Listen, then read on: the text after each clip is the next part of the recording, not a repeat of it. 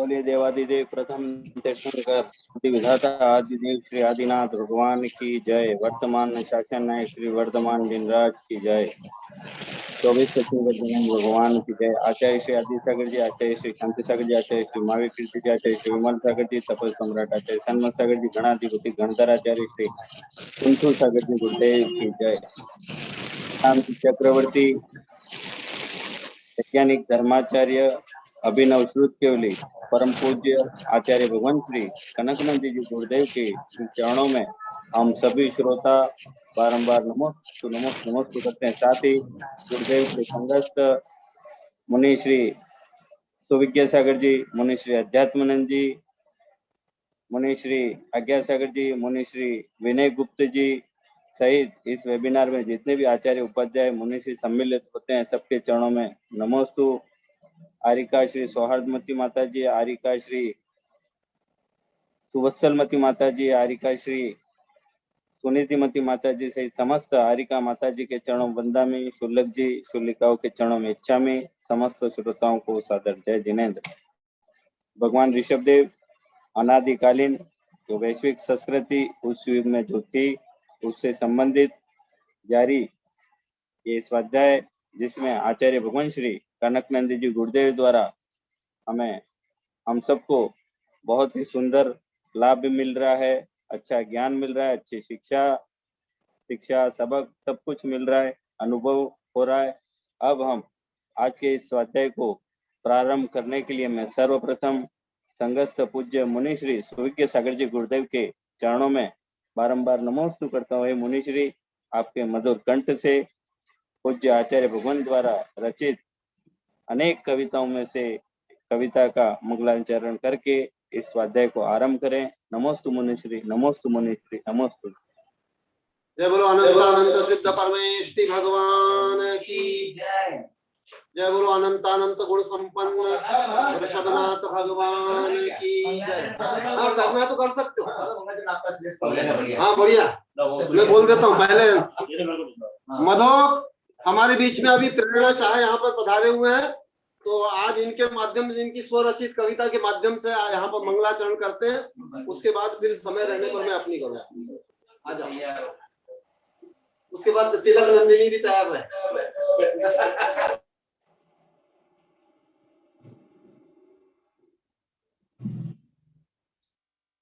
मैं सर्वप्रथम हमारे आचार्य श्री कनकनंदी जी गुरुदेव के अनन्य भक्त तथा आचार्य भगवंत श्री आदि सागर जी अंकलीकर जागृति महिला मंच की राष्ट्रीय अध्यक्षा व हमारी हुम्मड़ महासभा महिला महासभा की पूर्व अध्यक्षा श्रीमती प्रेरणा शाह जी को मैं आमंत्रित करता हूं कि वे मंगलाचरण के द्वारा इस सभा को आरंभ करें।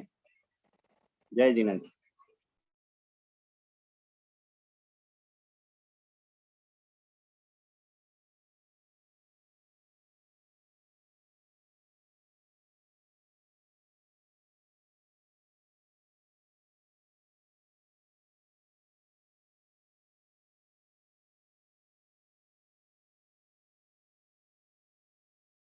संग की जय। आईना मेरा सबसे अच्छा दोस्त है, आईना मेरा सबसे अच्छा दोस्त है, क्योंकि वो कभी नहीं हंसता जब मैं रोती हूँ तो। तेरे दर्शन की आस गुरुवर मैंने जगाई है। तेरे दर्शन की आस गुरुवर मैंने जगाई है। तेरे चरणों की प्यास गुरुवर मुझे सताई है। तेरे दर्शन की आस गुरुवर मैंने जगाई है। तेरी महिमा को मैं भजनों में गाऊंगी। तेरी पूजन को मैं जग को सुनाऊंगी, सुनाऊंगी। तेरी पावन शरण मुझको पसंद आई है, आई है। तेरे दर्शन की आस गुरुवर मैंने जगाई है, जगाई है। मेरी मन्नत तू ही, जन्नत तू ही गुरुवर है, गुरुवर है। मेरी भक्ति गुरु तू ही, तू ही गुरुवर है, गुरुवर है। तेरे चरणों में ये कैसी लगन लग आई है, आई है। तेरे दर्शन की आस गुरुवर मैंने जगाई है, जगाई है। मेरा हर पल तुझे अपना बनाएगा, बनाएगा। तुझे पूजे तुझे गुरुवर ये चाहेगा, चाहेगा। तुझे मैंने ये जीत अपनी गुरु बताई है, बताई है। तेरे दर्शन की आस गुरुवर मैंने जगाई है, जगाई है। तेरे चरणों की प्यास गुरुवर मुझे सताई है, सताई है। तेरे दर्शन की आस गुरुवर मैंने जगाई है, जगाई है। बोलो आचार्य कनकनंद जी गुरुदेव की जय। नमोस्तु गुरुदेव।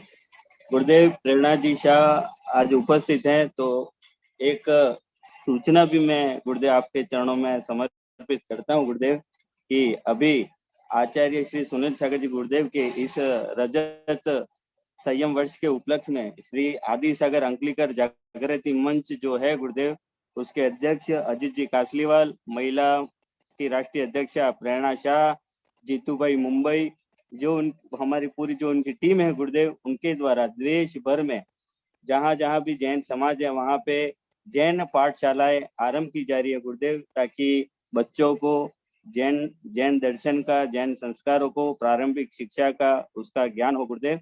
तो इस हेतु गुरुदेव ये पुण्य प्रयास अभी जारी है गुरुदेव। आपके चरणों में नमस्ते गुरुदेव। जय बोलो वैष्णव आचार्य भगवंत श्री कनकनंदी जी गुरुदेव की जय। अभी हमारे बीच में प्रेरणा शाह ने गुरु भक्ति का एक सुंदर गीत प्रस्तुत किया। यहाँ पर हमारी मातृशक्ति, नारी शक्ति यहाँ पर आज विद्यमान है, तो इनके लिए आचार्य भगवंत की एक कविता समर्पित है जिसका शीर्षक है नारी तेरे रूप अनेक। सब लोग ध्यान से सुनेंगे। नारी के कितने रूप है, नारी क्या कर सकती है इसके माध्यम से, नारी पतन भी कितना कर सकती है और उत्थान भी कितना कर सकती है, इस कविता के माध्यम से आप ज्ञात कीजिए। नारी तेरे रूप अनेक। नारी तेरे रूप अनेक, वचने कही न जाए। माता सुता सहोदरी भार्या आर्य आदि रूप में हो। नारी तेरे रूप अनेक, वचने कही न जाए। माता तू ही जन्मदात्री, नर नारी तीर्थश तक। बालन पोषण शिक्षण दात्री, महान मानव तक। जन्म देने से आप हो माता, सेवा से आप हो धात्री। रक्षक रूप से आप हो दुर्गा, शिक्षा देने से शिक्षयत्री नारी तेरे रूप अनेक वचने कही न जाए। तेरा रूप ही सती सावित्री ग्रह लक्ष्मी विद्या माता भाग्य लक्ष्मी धन लक्ष्मी श्री धृति कीर्ति माता वधू नारी स्त्री प्रमदा विलया युवती योषा अबला कुमारी महिला ललना व्युत्पत्ति परक संज्ञा नारी तेरे रूप अनेक वचने कही न जाए। गृहिणी व ब्रह्मचारिणी छुल्लिका आर्यिका माता विदुषी लेखिका कवियित्री वीरांगना गणिनी माता तेरी संज्ञा से संबोधित होती विद्या बुद्धि शक्ति धन वैभव विजय भाग्य राज्य व श्रद्धान मुक्ति नारी तेरे रूप अनेक वचने कही न जाए। विकृत भी तेरे अनेक रूप मंत्रा शूर्पणखा वेश्या कलहकारिणी ज्वाला मालिनी रणचंडी क्रूरा दुष्टा सती माता आर्यिका छुल्लिका तेरा है पूज्य रूप मंथरा शूर्पणखा कुशीला वेश्या तेरा अपूज्य रूप नारी तेरे रूप अनेक वचने कही न जाए। नारी की अरि नारी तू भी हो कन्या भ्रूण हत्यारिणी ईर्षा द्वेष व कलहकारिणी दहेज हत्यारिणी इसी रूप में ही तू डाकिनी शाकिनी ज्वाला मालिनी सुख शांति व ग्रह विदारिणी चंडी मुंडी पाखंडी नारी तेरे रूप अनेक वचने कही न जाए। विकृति त्यागो संस्कृति जो बनो है सती आर्या स्वपर विश्व कल्याण करो कनक से सुभाषीष नारी तेरे रूप अनेक वचने कही न जाए वचने कही न जाए। ये कविता आचार्य भगवत ने बावलवाड़ा जंगलों के बीच बसा हुआ ग्राम है वहां पर 4/12/2012 को रात्रि 2:43 पे सृजित की थी। ऐसी ये कालजयी कविता है। जय बोलो परम पूज्य वैश्विक कवि शेखर आचार्य भगवान श्री कनकनंदी जी को नमोस्तु मुनिश्री नमोस्तु मुनि। आचार्य संघ की जय। पूज्यवर आचार्य भगवान श्री कनकनंदी जी चरणों में निवेदन करता हूँ। गुरुदेव भैया। हाँ भैया। हाँ, हमारे बीच में तिलक नंदिनी शाह सागवाड़ा से उपस्थित हैं। वो भी कुछ अपना भाव प्रकट करना चाहती हैं।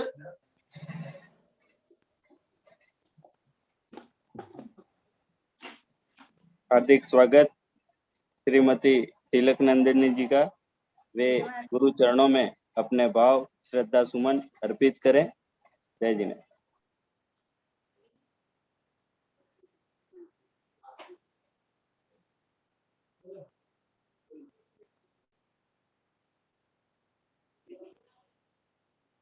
नमोस्तु आचार्य। मेरी कुछ पंक्तियां माँ को अर्पित है।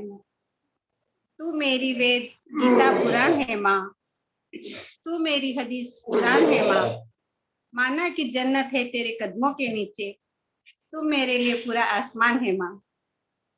तू मंत्र, तू पूजा, तू योग, तू ध्यान है माँ, तू ही नमाज, तू ही रोजा, तू ही अजान है माँ। तू ही मेरा हौसला, तू ही मेरी उड़ान है माँ। इस फानी दुनिया में तू ही मेरी पहचान है माँ। मंदिर के कलश सी सुशोभित तू, मंदिर के गुंबद सी तू शान है माँ। कहीं दोहा, कहीं श्लोक, कहीं चौपाई सी बात, पाक मुकद्दस सी हयात है माँ। बट गए फिक्रों तंजीमों कबीलों में हम, पर माँ थी, माँ है, माँ की एक ही जात है माँ। कभी राम का वचन बनी तू फिक्रों जहां के लिए, कभी तू मोहम्मद का ईमान है माँ। तू मेरी वेद गीता पुराण है माँ, तू मेरी हदीस कुरान है माँ। माना की जन्नत है कदमों के नीचे, तू मेरे लिए पूरा आसमान है माँ। नमोस्तु नमोस्तु नमोस्तु।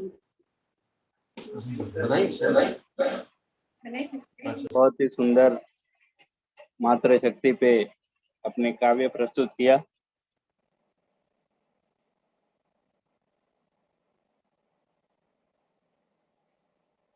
अब आगे मैं समस्त श्रोता की तरफ से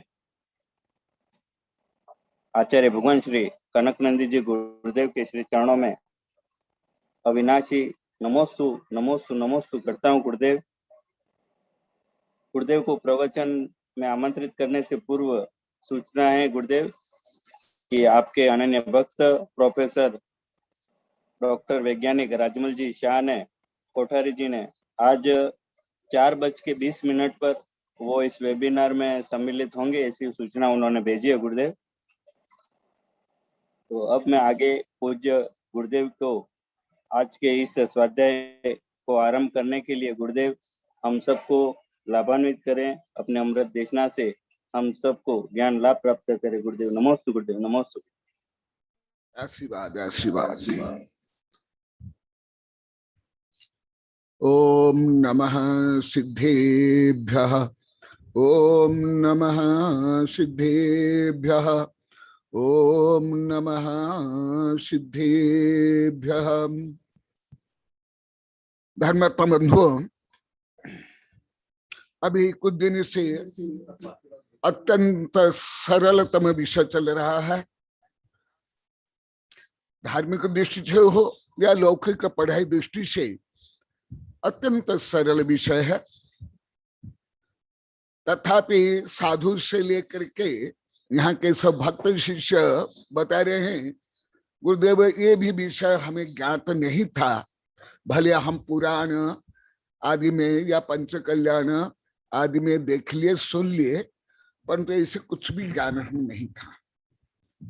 नहीं तो ये विषय में लगभग नहीं बोलता है, नहीं पढ़ाता, परंतु सब स्वीकार कर रहे हैं, स्वयं बोल रहे हैं कि गुरुदेव आप तो बोलते हो ये तो अत्यंत सरल विषय है, परंतु हमें कुछ भी मालूम नहीं। इसलिए ये विषय मैं कुछ बता रहा हूं। कल बताया था, पहले भी प्रकरण प्राप्त बताया था कि इंद्र अयोध्या आदि की रचना करता है। अभी भी आगे कई रचना का वर्णन आएगा, और वो पहले भी आया था, और आप लोग को प्राय करके रोज पूजा में और पंचकल्याण में देखते हो, गाते भी हो, परंतु आप लोग को तो बोल रहे हैं हमें कुछ समझ नहीं आया था। तो जो आया देव, जैन धर्म में विशेष करके देवों का वर्णन है जो स्वर्ग से आकर के करते हैं। ऐसे हिंदू धर्म में भी बहुत वर्णन है। हिंदू धर्म में और जैन धर्म में अत्यंत वर्णन है कि जब कोई सलाका पुरुष, तीर्थंकर या अवतारी पुरुष जन्म लेते हैं, उस समय में देव आते हैं, आदि आदि करते हैं। ये आप लोग को पुराण आदि में बहुत पढ़े होंगे। सबसे ज्यादा ये दो धर्म में वर्णन है। तीसरा बौद्ध धर्म में भी कुछ वर्णन है, परंतु इतना वर्णन नहीं। चौथा ईसाई धर्म में वर्णन है, कुछ बहुत कम। परंतु भारतीय धर्म में बहुत ज्यादा वर्णन है। और यहाँ भी कल भी मैं बताया था, उस विषय को कुछ मैं बताऊंगा, क्योंकि इतना सरल विषय बोलने मुझे संकोच स्वयं होता है। मुझे स्वयं भी इतना उत्साह नहीं आता है। गहन सूक्ष्म विषय मुझे ज्यादा रुचिकर है, कथनचित अति बाल्यकाल से। तथापि आप लोग को जो बोल रहे हो तो इसलिए मैं कुछ उसमें वैज्ञानिक अनुसंधान जोड़ करके बताऊंगा, नहीं तो मुझे तो एकदम फीका लगेगा, कथनचित मुझे शर्म आती है। इसी का विषय बताऊं, क्या पढ़ोगे सब। परंतु आप लोग को सब साधु से लेकर आरिका सब यही बोल रहे हैं।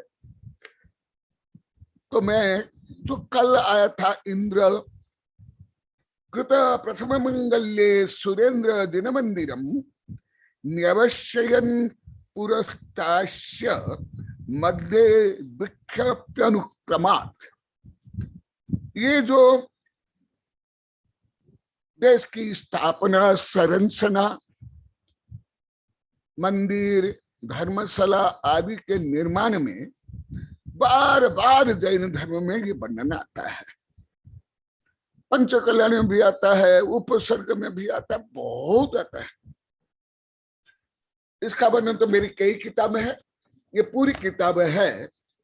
इसके ऊपर है प्राचीन परग्रही एनिसेंट एलियन वैज्ञानिक श्यामलाल की तरफ से किताब छपी है। तो ये आप लोग को लाखों बार सुने होंगे, पढ़े होंगे, गाए होंगे, परंतु मैं आधुनिक वैज्ञानिक अनुसंधान का हल्का कुछ बताता हूं, ये कि ये कैसे संभव है। इस संबंधी तो पूरी किताब है और भी बहुत है, और मैं बीच बीच में कभी कभी बताया भी हूं। परंतु अभी जो वैज्ञानिक अनुसंधान हो रहा है विदेश में, भारत में नहीं, भारत में एकदम नहीं है सब। भारत में ना ईश्वर में है, ना कोई विश्वविद्यालय में है, ना कोई वैज्ञानिक, ना कोई प्रोफेसर है। ये ज्यादा करके अमेरिका में होता है। उसके एक संस्था है सेटी स्वेसन, और नासा भी अभी उसमें रुचि ले रहा है, और अभी बड़े बड़े वैज्ञानिक रुचि ले रहे हैं, अनुसंधान कर रहे हैं, उसमें अरब खरब डॉलर खर्च करे हैं। तो वो भी सब मैं यहाँ जोड़ करके आप लोग को बताऊंगा। ठीक है, आप तो श्रद्धा प्रधान यहाँ भगवान ने बताया, शास्त्र में है, गुरुदेव बताते हो सकता है, परंतु सब तो श्रद्धा से नहीं मानते हैं। श्रद्धा के साथ प्रज्ञा परीक्षा करते हैं। मैं भी उसमें एक हूँ, मैं भी कम नहीं हूँ। मैं भी बाल का खाल निकलता हूँ बाल्यकाल से। मैं भी कोई बड़े बड़े दार्शनिक, वैज्ञानिक, जज, इनसे मैं कम नहीं हूँ। तो मैं भी ऐसे मानता नहीं हूँ। भले मुझे पहले सब अनाड़ी, गमार, मूर्ख मानते हैं, वो अलग बात है, परंतु मैं भी तो बहुत वैज्ञानिक अनुसंधान को भी मैं नहीं मानता हूँ, कानून संविधान को भी नहीं मानता हूँ, इतिहास को भी नहीं मानता। सत्य होने तो कल मान ले, तो कोई माने या नहीं माने। तो ये जो आ रहा है अभी आगे जो संपूर्ण वर्णन होगा वो इंद्र करते हैं। और आप लोग तो पंचकल्याण में जानते हो, आप लोग स्वयं में इंद्र बनते भी हो, और रोज आप विधान में ही छोड़ो, पूजा में भी, दैनिक पूजा में भी इंद्र बनते हो। इंद्रो हम आदि करके श्लोक में भी है, हिंदी में भी है। तो इसको मैं वैज्ञानिक दृष्टिकोण से जो एक किताब में लिखा हुआ, पूरी इतनी बड़ी किताब, उसमें से कुछ बता देता हूं कि ये संभव है वैज्ञानिक लोग को जो अनुसंधान कर रहे हैं। परंतु मैं पहले बोल दिया पूरे भारत में एकदम नहीं, कहाँ भी नहीं है। मैं कोई भारत का कोई उदाहरण यहाँ नहीं दे रहा हूँ ना। आप लोग कोई हमारे देश के कोई वैज्ञानिक, कोई ईश्वर, कोई विश्वविद्यालय में भी सुन सकते हो। तो ये जो देव आकर के ये सब करते हैं, ये सब विदेश के वैज्ञानिक अरब रुपया खर्च करके ये कर रहे हैं। इसके लिए अलग सैटेलाइट है, अलग आदि आदि संस्था है, बहुत है। मैं पढ़ता भी और देखता भी हूं। तो वो क्या है हल्का सा बताता हूं, विस्तार से बता। पढ़ने तो आप लोग मेरी किताब पढ़ लेना। इनको बोला जाता है एलियन। एलियन का अर्थ क्या है? जो पृथ्वी के नहीं, अन्य ग्रह के हैं, उसको एलियन बोलते हैं, परग्रही। मैं इसको नाम दिया परग्रही, मान्य अन्य ग्रह में रहने वाले। अन्य ग्रह में रहने वाले देव से लेकर के वायरस तक का, ये सब एलियन है। तो अभी जो प्रकरण है वो ज्यादा करके जो पंचेंद्रिय देवों का मैं वर्णन कर रहा हूं, इंद्र आदि चतुर्निकाय देव। तो ये मेरी किताब में जो मैं भी हल्का सा पहले लिखा हूं, वो थोड़ा आप लोगों को बता देता हूं। और जो वैज्ञानिक अनुसंधान है वो भी है कि ये देव आकर के अनेक पूरे पृथ्वी में अनेक जो प्राचीन, जो मैं कल परसों बताया था, पहले बीच बताता हूं, वो जो 14-15 हजार वर्ष प्राचीन जो भूखंड रत्न तत्व प्राचीन अवशेष, और अभी भी कई है, माचू पिच्चू आदि, जो 18, 20, 30, 40 टन के जो बड़े बड़े महल, किला आदि है, जो 13-14 हजार वर्ष प्राचीन, तो वो किसने बनाया? ये अभी वैज्ञानिकों के लिए पहेली है। वो अभी कोई सिद्ध नहीं कर पाए हैं कि अभी तो विज्ञान तो 350 वर्ष का, क्रेन तो उसके बाद में मैं एक दिन अति संक्षेप में बताया था। तो इतने बड़े बड़े पत्थर कैसे पहाड़ के ऊपर ले गए। और आप लोग को हल्का सा बताया था वहां चुनाव के भी प्रयोग नहीं, तो भी 30 वर्षों से, हजारों वर्षों से, ये कैसे? तो अभी वैज्ञानिक लोग को अनुसंधान कर रहे हैं कि ये मानवकृत नहीं है, ये एलियन कृत है, एलियन कृत। और आप लोग को सुने होंगे कि नहीं, मुझे तो मालूम नहीं है,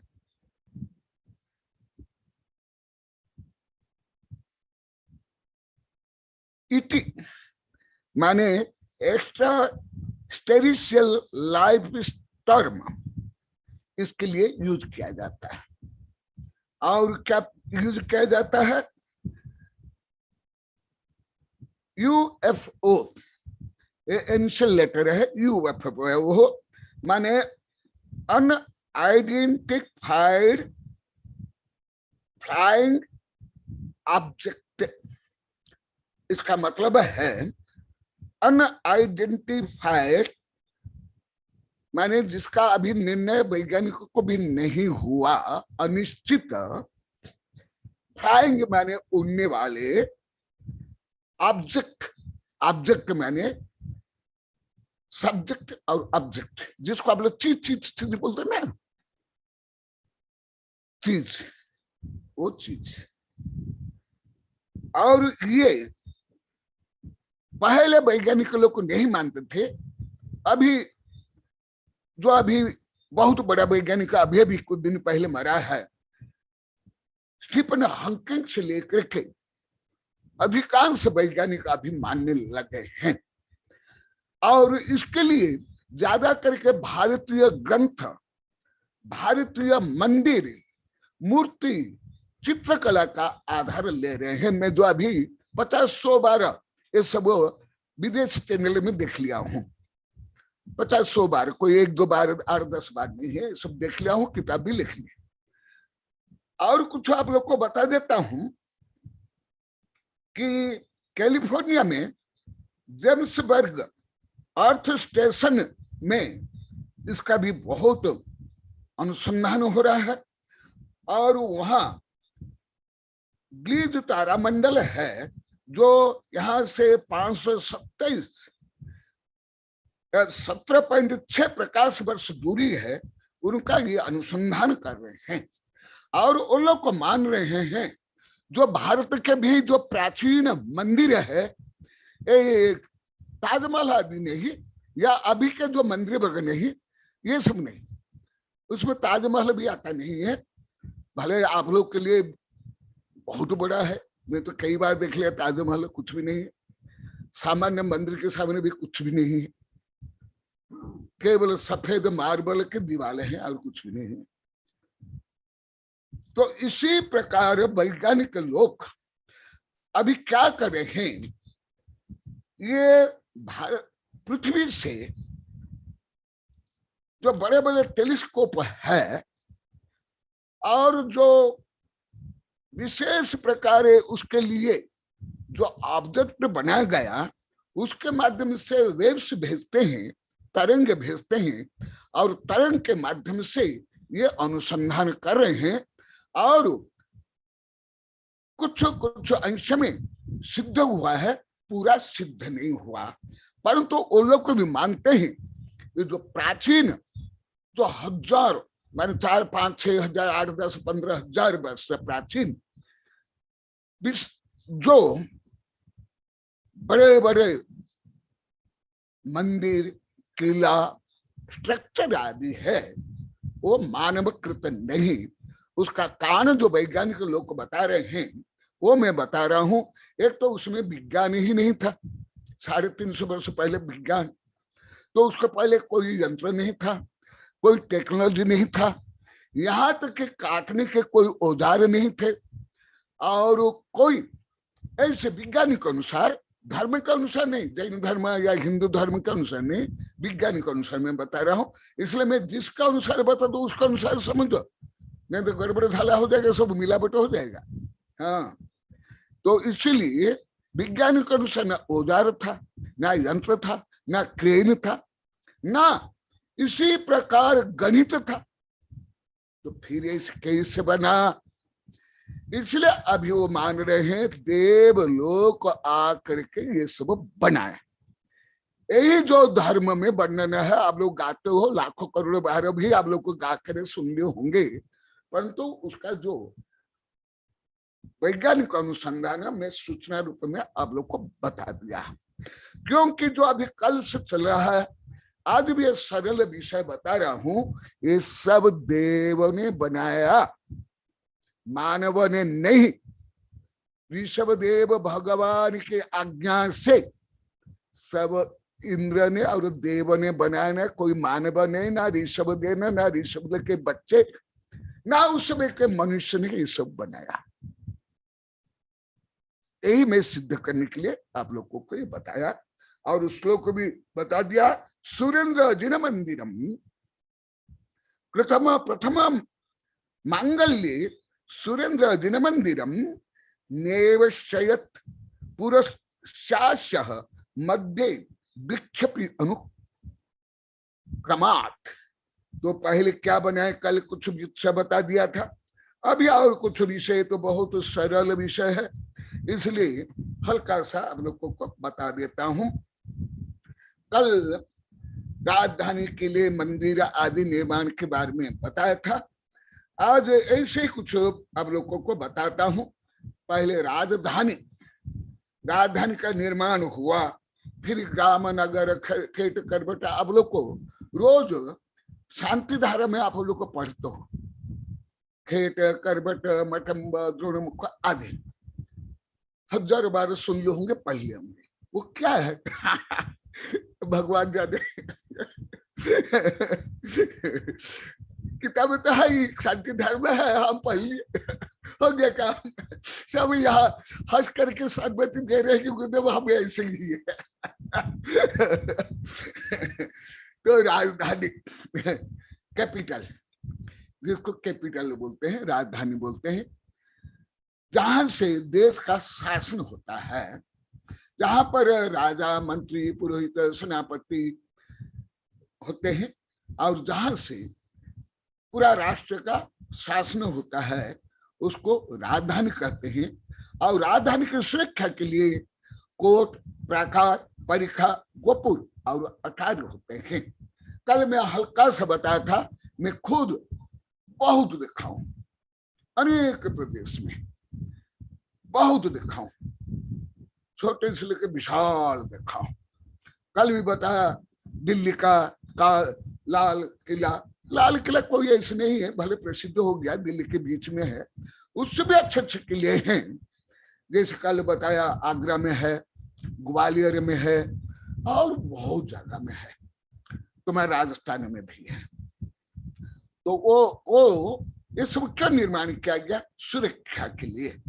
फिर उसके बाद उस राजधानी के चारों तरफ ग्राम का निर्माण हुआ। फिर जो अभी संक्षिप्त में वर्णन करूंगा उसका वर्णन हुआ।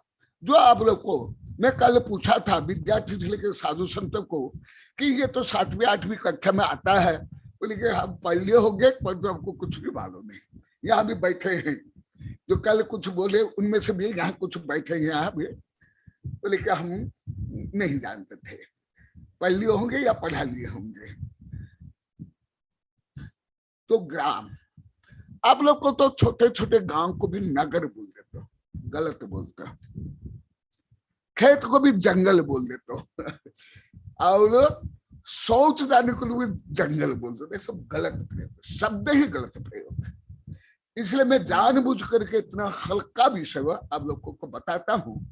आप लोग को जिसके लिए जो शब्द प्रयोग करते हो इतने स्थूल ग्राम नगर खेत खलियान के लिए एकदम अयोग्य शब्द प्रयोग करते हो। अभी भी, कल भी बोले, आज भी बोले, गुरुदेव हमको कोई शब्द ज्ञान नहीं है। तो क्या है ग्राम? माने क्या?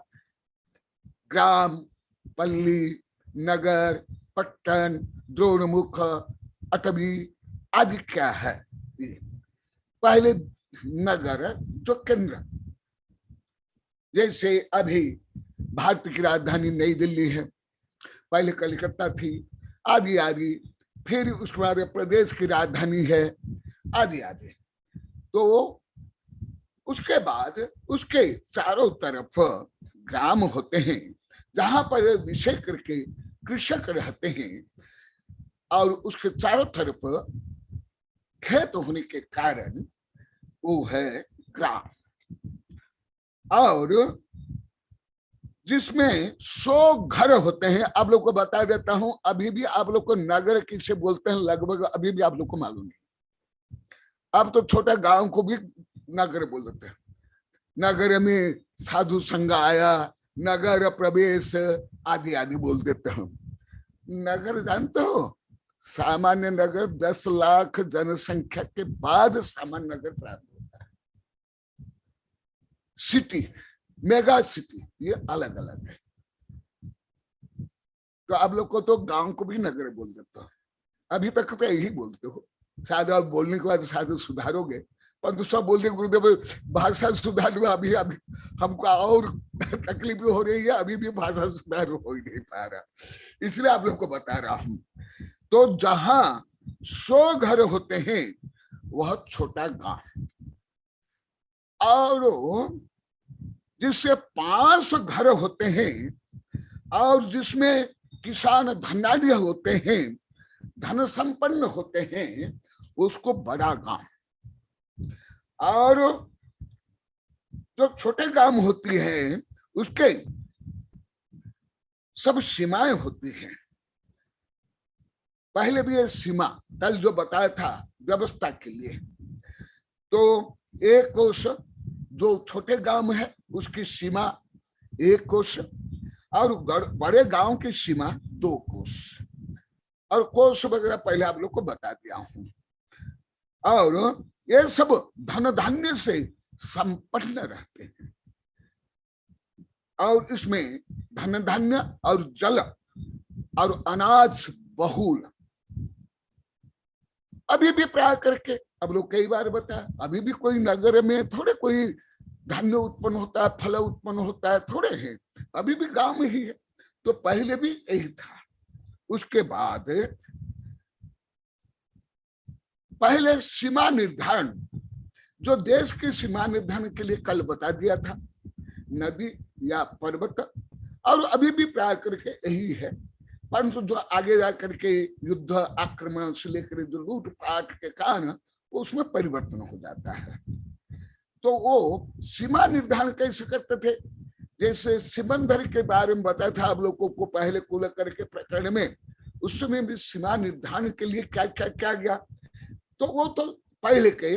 इसके बाद जो अभी आदिनाथ भगवान के काल में जो हुआ वो आप लोगों को बता रहा हूं। ये समाज विज्ञान है, नागरिक विज्ञान है, और इतिहास भी, और इसमें भूगोल भी है।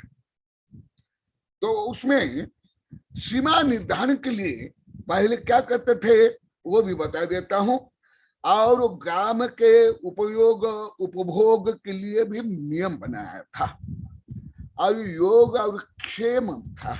योग क्षेम तो आप लोग बोल लेते हो, अर्थ आप लोग बता, तो योग क्षेम का क्या अर्थ है? पूजा में बोलते हैं, इसे पूछते भी योग क्षम है क्या? योग क्षम क्या अर्थ है इसका? इसलिए मैं ही बता देता हूं। योग माने नवीन वस्तु का निर्माण या संग्रह, ये योग मतलब प्लस योग। और क्षेम माने उसकी सुरक्षा, जैसे अनाज हो, गृह उपकरण हो, अस्त्र शस्त्र हो, वैज्ञानिक उपकरण, ये सब का निर्माण करना यहाँ पर, क्योंकि यहाँ चल रहा है जो ग्राम आदि के निर्माण के प्रकरण, इसलिए यहाँ अर्थ अलग होगा। अन्य जगह में योगक्षेम का अर्थ अलग होगा। यहाँ योगक्षेम का अर्थ, जैसे मैं पूछूंगा योगक्षेम है, मंगल कुशल है, तो वहां अर्थ अलग होगा। यहाँ योग माने इन्वेंशन, नवीन जो निर्माण होता है, जैसे एडिसन आदि ने किया, जो अभी 2-3 दिन पहले बताया था, वो है योग। और क्षेम माने उसकी सुरक्षा और उसका विकास, ये योग क्षेम। तो ये जो ग्राम आदि में किस प्रकार योग क्षेम भी रहे, ये भी ऋषभदेव ने बताया, सिखाया। और वहां जो राजधानी से लेकर ग्राम तक में निवास करने वालों के लिए जो व्यवस्था है, दंड विधान है, वो भी उस समय निर्धारण किया गया, जो अभी आगे में विस्तार से बताऊंगा। और ये सब राजा के अधीन था, कर व्यवस्था, कर, क्योंकि ये जो कर है राष्ट्रीय संपत्ति होती है, कोई राजा महाराज सरकार की नहीं, सब ये राष्ट्रीय संपत्ति, प्रजा की संपत्ति है, वो प्रजाओं के लिए वो संग्रह किया जाता है। उसके बाद ये जो बड़े बड़े नगर है, राजधानी है, वो क्या है उसकी परिभाषा, जिसमें देखो, जो आप लोग को छोटे गांव को भी नगर बोल देते हो, छोटे छोटे गांव को भी नगर प्रवेश, हमारा नगर, एकदम गलत बोलते हैं पूर्णतः। मैं अभी परिभाषा ही बता रहा हूं आप लोगों को, जिसमें परिखा हो, गोपुर हो, अटार्य हो, कोट हो, और प्राकार से युक्त हो, और बगीचा और तालाब से युक्त हो, और जहां पर वो जो सब संरचना है, रोड से लेकर तालाब आदि, बिल्डिंग आदि, जो नक्शा से बनाया गया हो, व्यवस्थित बनाया गया हो, जहां तहां जैसे तैसे जैसे बना देते वो भी नहीं, वो बनाए हो। और उसमें जल प्रवाह, तुम लोग को सोचते हो गए कि ये जो अभी अभी तुम लोग को बोलते ना, नल आ गया, नल आ गया, नल आ गया, पानी नल में पानी आते थे, आप लोग बोलते नल आ गया। तो नल आ गया बोलते हो, आप लोग तो सोचते हैं अभी जो वैज्ञानिक या इंजीनियर बनाए, और भारत में भारत रत्न विश्वेश्वरैया ने बनाया, भारत रत्न विश्वेश्वरैया बहुत गरीब परिवार के थे ये कर्नाटक में, फिर महान इंजीनियर बने भारत के जितने डैम है और जो तुम लोग को नल आ गया बोलते हो, जो तुम्हारे घर में नल है, ये सब विश्वेश्वरैया ने बनाया है। तो आप लोग को सोचते हैं ये भारत रत्न विश्वेश्वरैया ही जानता होगा, नहीं। देखा आप लोग को बता रहा हूं, आदिनाथ के समय में जल निष्कासन, जन सप्लाई, ये सब व्यवस्था थी। और ग्रीक में भी 2500 वर्ष पहले ग्रीक में भी व्यवस्था थी, और भारत में करोड़ अरब वर्ष पहले थे। तो इसका मतलब भारत में पहले भी फिजिक्स, केमिस्ट्री, इंजीनियर का ज्ञान था, क्योंकि जो पानी आता है उसमें भी गणित है, उसमें भी कई सूत्र है, प्लावन सूत्र से लेकर के आर्किमिडीज के प्लावन सूत्र से लेकर के ग्रेविटेशनल फोर्स से लेकर के कई विज्ञान के जो सूत्र लगते हैं। ये नला इतना सस्ता नहीं है। तो देखा उसी समय में भी पानी का प्रभाव कैसे होना चाहिए, कैसे व्यवस्था होनी चाहिए, उस समय था, और ये सब नगर में था। तो क्या तुम लोग को जिसको नगर बोलते ये है वहां? और वर्तमान नगर में जनसंख्या पर से कम 10 लाख होनी चाहिए। अभी उदयपुर की जनसंख्या भी 10 लाख नहीं, परंतु अन्य सब है उदयपुर में नगर योग्य है, अन्य सब जो अभी मैं बताया। तथापि अभी भी उदयपुर नगर नहीं जनसंख्या की अपेक्षा। और कई है, और कुछ बताता हम लोग को। आज तो एकदम सब बता दिए गुरुदेव। हमको जो आप जो शब्द प्रयोग करते उनमें से अधिकांश शब्द ज्ञान हमें नहीं संभव है, क्योंकि मैं तो प्राकृत प्रचलित शब्द बोलता ही नहीं, मुझे आता भी नहीं। तो और देखो उसके बीच में परिखा, गोपुर, अटारी, कोट और प्राकार होना चाहिए, और उसमें जल निष्कासन जल सप्लाई की कृत्रिम व्यवस्था होनी चाहिए, तब जाकर के वो नगर में आएगा, नहीं तो नगर में आएगा नहीं। हाँ, अभी भले छोटे छोटे गांव में, कस्बा में ये नल आता है, नल जाता है, आप लोग की भाषा में परंतु ये सब कहाँ है सब? आप लोग जो बता देते हो सब गलत है। और भी कई शब्द जो आप लोग को प्रयोग करते हो वो गलत है। ये तो अत्यंत सामान्य जनरल नॉलेज है, ये कोई उच्च दार्शनिक वैज्ञानिक शब्द नहीं है। तो ये है, इसको कहते हैं पूरब या नगर। नगर अभी जिसको बोलते हैं city, city, big city. Bharat में 4 ही बिग सिटी है, दिल्ली, कलकत्ता आदि, और इसको पहले पूरा बोला जाता है। और अभी आगे आएगा उस समय मैं बता दूंगा, ये है नगर। फिर खरबट, ये तो खरबट प्राय के प्रचलित भाषा में, स्कूल कॉलेज किताब में और लगभग किसी भाषा में नहीं है अभी, परंतु शांति धारा में है। आप लोग रोज बोलते हो, मैं सुनता हूँ, आप लोग रोज बोलते हो, परंतु अर्थ क्या जानते हो आप लोग को जानो या भगवान जानो, मैं भी जानता हूँ अभी 6 वर्ष से। फिर खरबट, इसको पूरा भी बोलते हैं और नगर बोलते हैं। ये सब होने के बाद उसके बाद खरबट, खरबट किसे बोलते हैं?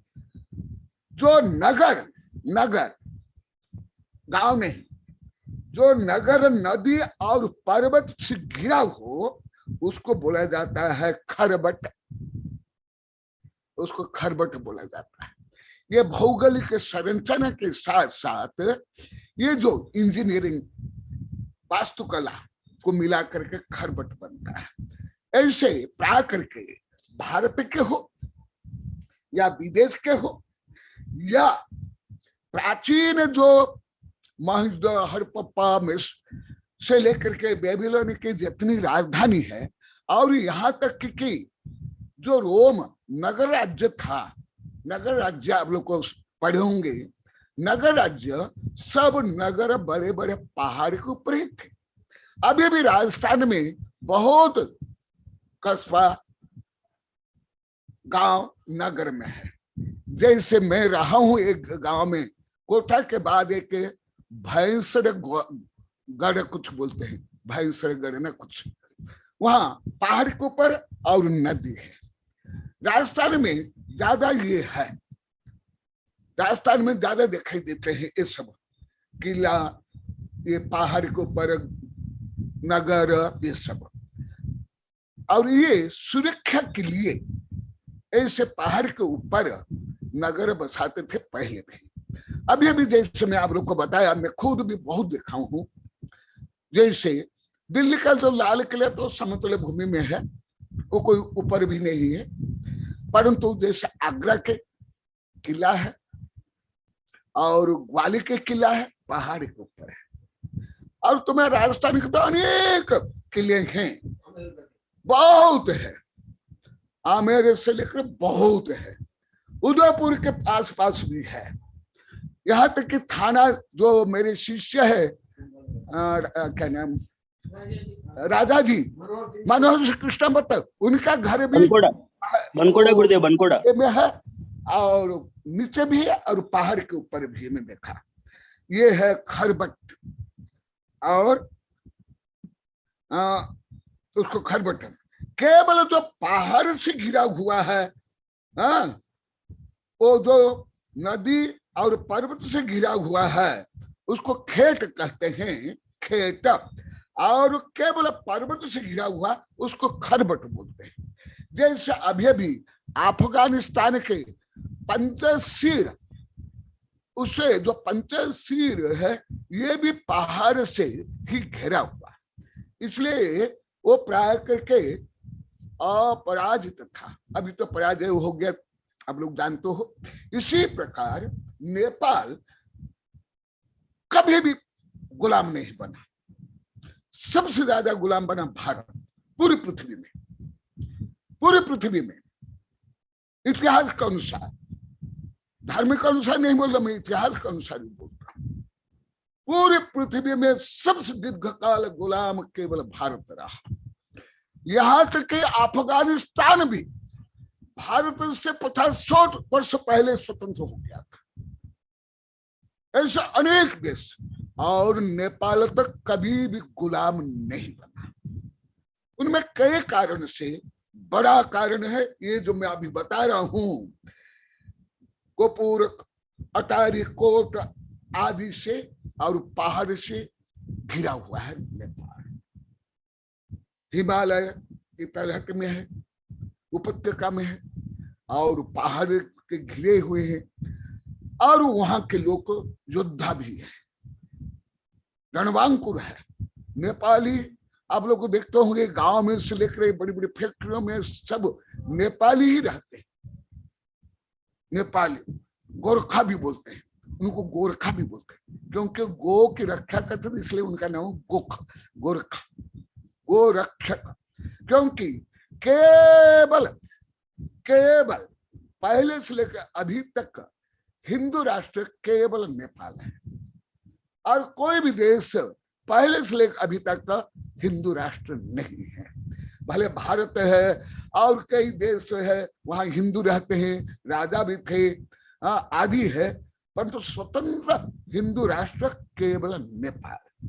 तो ये सब इसलिए राजधानी आदि इसी प्रकार निर्माण करते थे, समतल भूमि में नहीं।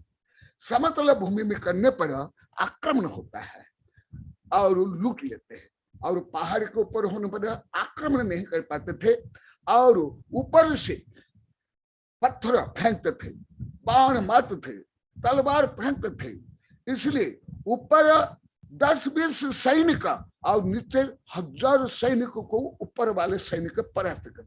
ये सब मैं राजनीतिक ग्रंथ में पढ़ा हूं, वो मैं यहाँ नहीं है। ये तो मैं चाणक्य जो राजनीतिक ग्रंथ है, जैन राजनीतिक ग्रंथ है, आधुनिक जो राजनीतिक ग्रंथ है उससे मैं पढ़ा हूं, यहाँ ये सब वर्णन नहीं है। फिर उसके बाद मंडप, मंडप आप लोग को बोलते हो, खेत करबट मंडप दोड़ मुह, छिन छिन आदि आदि रोज आप लोग बोलते हो, वो आज बता रहा हूं। 500 गांव से घिरा हुआ उसको मंडवा बोलते हैं। कितने? 500 गांव। और जो समुद्र के किनारे में होते हैं और जहां पर लोग जहाज में यात्रा करते थे, अभी भी करते हैं, व्यापार के लिए, अन्य देश में जाने के लिए, उसको क्या बोला जाता है? पत्तन। अभी भी अहिंद प्रदेश में पत्तन ही बोलते हैं, अभी भी बोलते हैं। पत्तन माने बंदरगाह, जिसको सामान्य रूप में बोला जाता है, उसको पत्तन बोलते हैं। तो इससे सिद्ध होता है उस समय से ही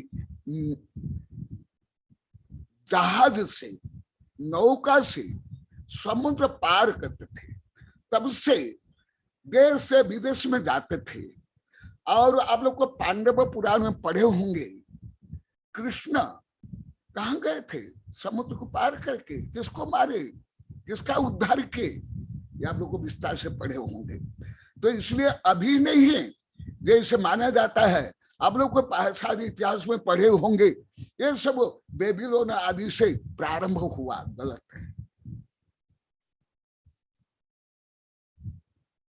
ये नहीं है। लिखित रूप में भी कितने वर्ष पहले से वर्णन है देखो। और उसको पत्तन बोलते हैं। केसराय पट्टन आदि अनेक नाम है, अभी भी बहुत है। उसके विशाखापट्टनम के सरायपट्टनम बहुत है, मुझे भी बहुत याद है। फिर द्रोणमुख, द्रोणमुख किसे कहते हैं?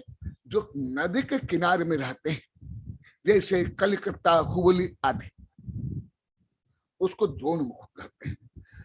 और संवाह किसे कहते हैं?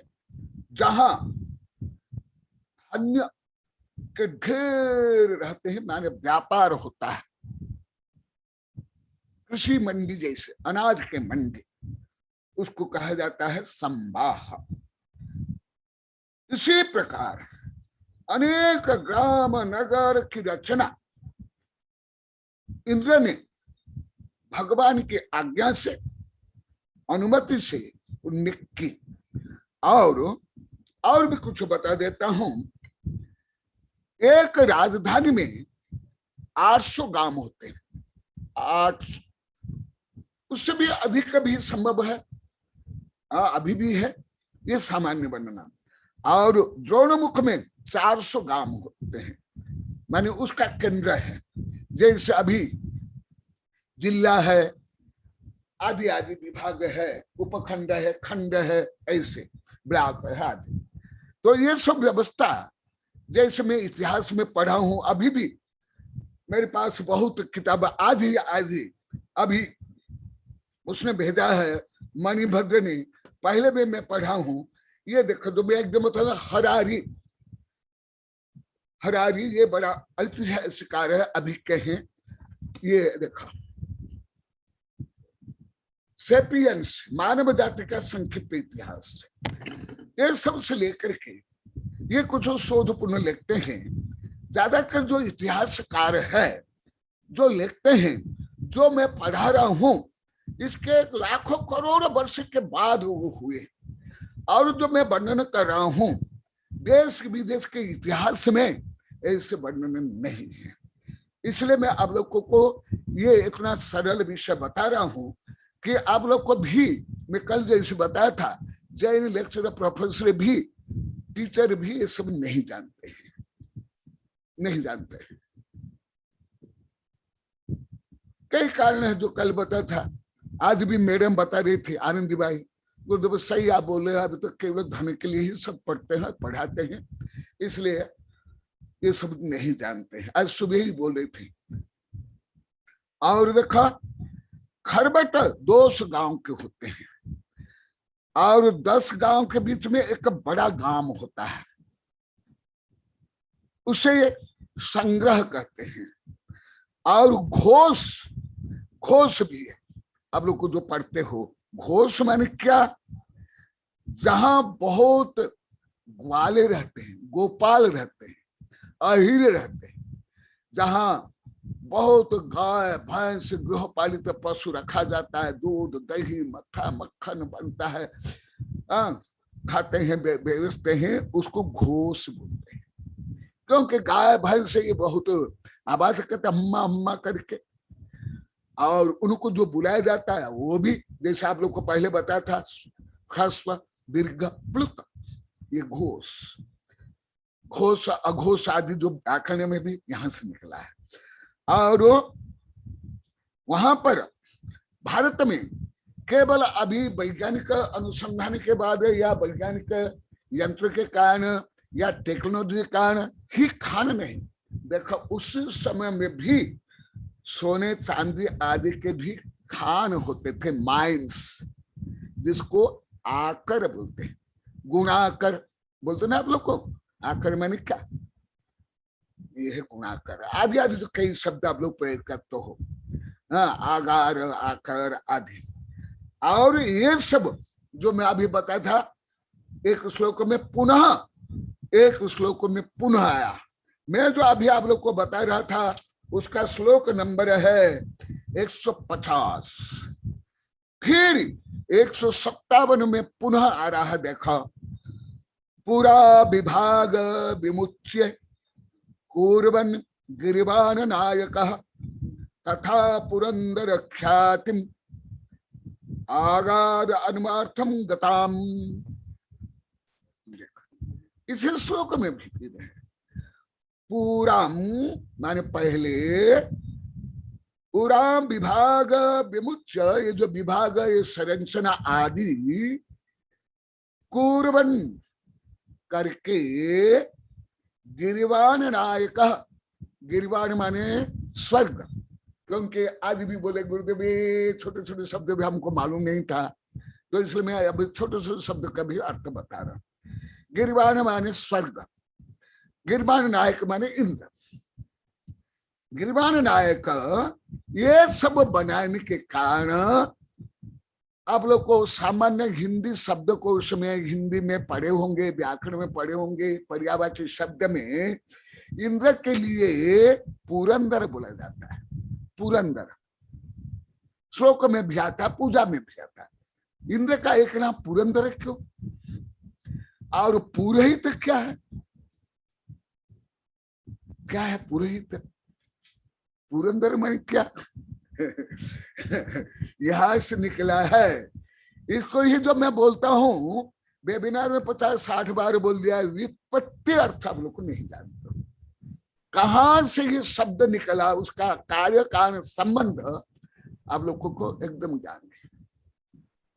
ये है व्युत्पत्ति। व्युत्पत्ति अर्थ ही यथार्थ जो शब्द का प्रतिपादन करता है। तो इंद्र को क्या बोला जाता है? पुरंदर, दूसरा नाम है पुरंदर। जैसे इंजीनियर, वैज्ञानिक, मंत्री, जज, वो उसके जो काम है उस काम का अनुसार उसकी उपाधि है। तो ये इंद्र का जो पुरंदर उसकी उपाधि है। ये उपाधि कब मिली? जब इंद्र ये सब निर्माण किया, जो अभी बताया विज्ञानिक अनुसार, धर्म के अनुसार, ये बनाने के बाद तथा पुरंदर ख्यातिम आगत अनुमार्थम गताम, ये अनुमार्थ व्युत्पत्ति, भगवान हर शब्द के व्युत्पत्ति होती है, हर शब्द। तो लौकिक शब्द भी हो, भोजन हो, जल हो, देह हो, पवन हो, सूर्य हो, एटम हो, आत्मा हो परमात्मा राजवन। की हाँ, जय जिनेंद्र, जय जिनेंद्र। व्युत्पत्ति अर्थ ही यथार्थ अर्थ है, अन्य सब रूढ़ी अर्थ है। रूढ़ी अर्थ, रूढ़ी अर्थ यथार्थ विषय का प्रतिपादन पूर्णतः नहीं करता है। जैसे आप लोग को मैं कई बार मजाक से बोला, आप लोग को रोटला खा दी बोलते हो केवल रोटी खाते, कोई हाथ उठाता? जितने आप लोग को बैठे सब साधु से लेकर के सब जब बैठे आप लोग को हाथ उठा तो आप लोग क्या बोलते हो? रोटला खा दी ये व्युत्पत्ति अर्थ नहीं हुआ। खाद्य, भोजन, आहार, ये व्युत्पत्ति अर्थ है। तो इसीलिए इंद्र का नाम पड़ गया पुरंदर। जैसे आप लोग भक्तांबर बोलते हो, भक्तांबर स्तोत्र बोलते हो, क्यों? ओ श्लोक, पहला श्लोक का पहला ही शब्द क्या है बोले तो? भक्तांबर। इसीलिए उसका नाम रख लिया आप लोगों ने भक्तांबर, परंतु वस्तु तो आदिनाथ स्तुति है ऋषभदेव स्तुति है, मूलतः ऋषभदेव स्तुति है, आदिनाथ स्तुति है, परंतु उसको भक्तांबर बोलते थे। प्रसिद्ध हो गया, प्रसिद्ध भी ग्राह्य है, जनपद सत्य भी ग्राह्य है, परंतु मुख्य सत्य को जानना जरूरी है। नहीं तो जैसे आप लोग को बोले आत्मा मैंने भटकती आत्मा, आज वो आई थी प्रेरणा भी आई थी, अभी अभी गई हो होती तो बोलती है प्रेरणा बोली आत्मा मैंने जो भटकती आत्मा मरने के बाद भूत प्रेत। मणिमत दीपेश भी यही बोलते थे कि जो मरने के बाद जो भूत प्रेत है वो भटकती आत्मा, जिंदा हुआ तो शरीर और मरने के बाद आत्मा ये व्युत्पत्ति नहीं है। इसलिए कोई भी विषय का सही समझो। अभी अभी राजमल साहब उपस्थित हो गए हैं और 4-5 मिनट है, ये अध्याय को, ये प्रकरण को पूरा कर लेता हूं। अभी आगे का प्रकरण वो प्रारंभ होगा। इसके बाद सामाजिक व्यवस्था आप लोग को बता दिया था कि भोग भूमि में सामाजिक व्यवस्था नहीं थी और इतिहास भी यही मानता है। भले दोनों में सत्य तथ्य में अंतर है। तो सामाजिक व्यवस्था कब प्रारंभ हुई? पहले नहीं।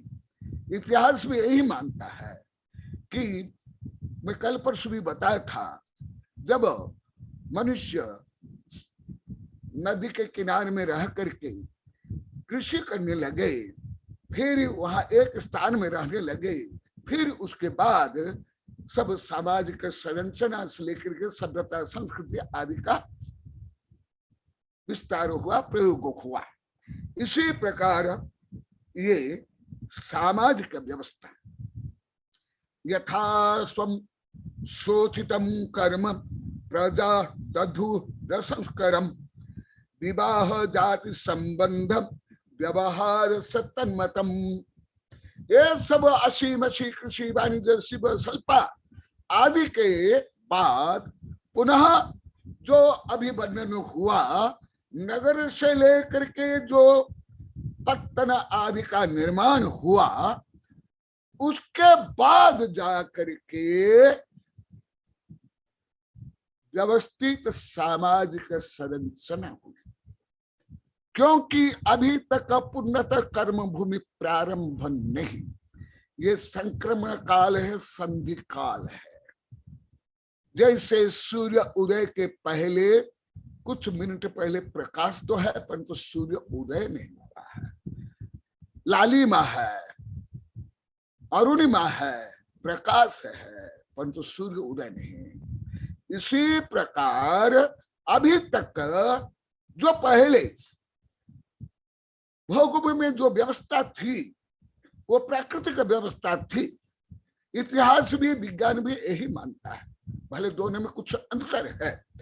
उसके बाद जो सामाजिक व्यवस्था हुई, जहां पर ये सब विवाह, जाति संबंध, व्यवहार, व्यापार, लेन देन, आदि होने के बाद समाज की संरचना हुई। और जो नागरिक बोलते हो, नागरिक सृजनशिप, ये नगर से बना है। सृजनशिप नगर से बना है नागरिक ये। परंतु वस्तुतः नागरिक वह है जो जिस देश में जो जन्म लिए वो वहां के नागरिक है। तो इसी प्रकार संक्षेप में, क्योंकि ये अत्यंत सरलतम विषय है इसलिए मैं इसको संक्षेप में बताया। कल से अलग प्रकरण प्रारंभ हो जाएगा, अध्याय भी प्रारंभ अलग होगा। ऋषभदेव का राज्य अभिषेक, उसके बाद ऋषभदेव ने इसके आगे देश की संरचना के लिए और समुचित व्यवस्था के लिए जो कानून, राजनीति आदि व्यवस्था की, वो कल से वर्णन चलेगा। जय महावीर भगवान। हाँ, राजमल जी आगे हैं, दिखाई दे रहे हैं, तो कुछ राजमल जी बताएंगे। जय महावीर भगवान की, ऋषभदेव भगवान की जय। मेरी आवाज आ रही है आचार्य श्री? उधर आवाज आ रही है? हाँ हाँ, बोलिए आचार्य श्री कनक नंदी जी गुरुदेव की जय। आचार्य श्री आपके चरणों में नमोस्तु नमोस्तु नमोस्तु। आशीर्वाद आशीर्वाद। सभी मुनियों के चरणों में नमोस्तु और माता जी के चरणों में वंदामी। इस बार थोड़ा लंबे समय के बाद मैं उपस्थित हुआ हूँ, उसके लिए क्षमा प्रार्थी हूँ, लेकिन क्योंकि मुझे बहुत बड़ी ये हमारे सम्मेलन की सिंपोजियम जो करना है उसकी जिम्मेदारी में बहुत सारे काम इसमें है, तो मैं कुछ सूचनाएं आपके समक्ष पेश करना चाहता हूं, प्रेषित करना चाहता हूं। कुछ इंफॉर्मेशंस हैं तो वो देना चाहता हूं। मेरी आवाज आ रही है? सबको क्लियर है? I am clear? और आ रही है।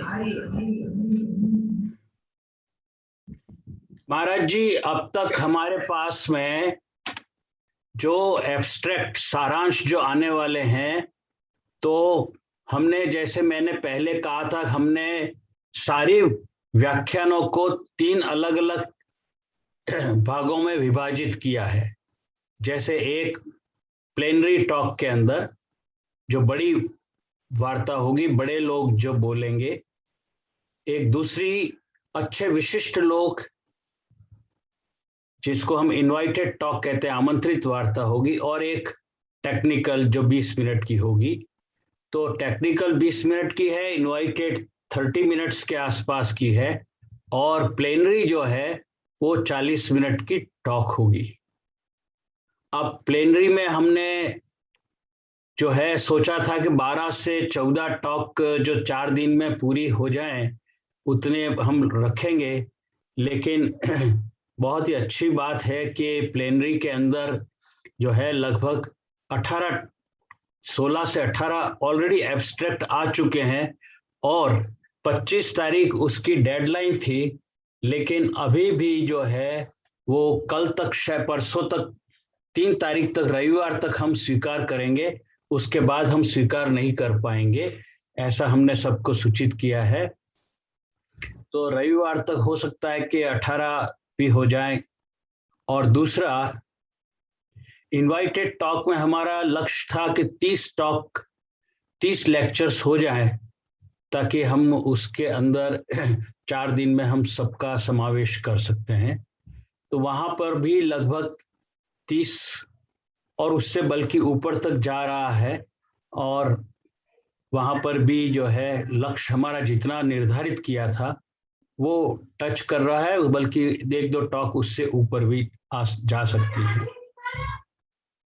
रविवार को सब कुछ जब अंतिम रूप देंगे, यानी सोमवार तक, तब तक हमें क्लियर हो जाएगा कि कितनी है।